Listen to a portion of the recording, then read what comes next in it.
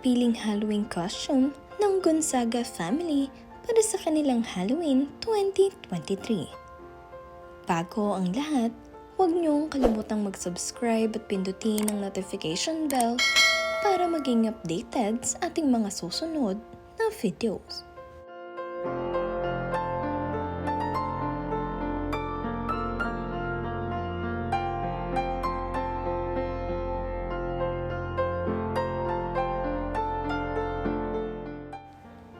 Napilit nga rin itong si Alex Gonzaga ang kanyang mga magulang na sina Mommy Pinty at Daddy Bonoy, kung saan sila nga ang tumandang Carl at Ellie. Makikita nyo nga rin na napaka-sweet ng mag-asawa at talaga namang game na game rin sa mga pinapagawa sa kanila nitong si Alex. Sabi nga rin nitong si Mommy Pinty ay hindi raw nila ito kilala, ngunit ginawa na lamang nila dahil sinabi nitong si Alex Gonzaga.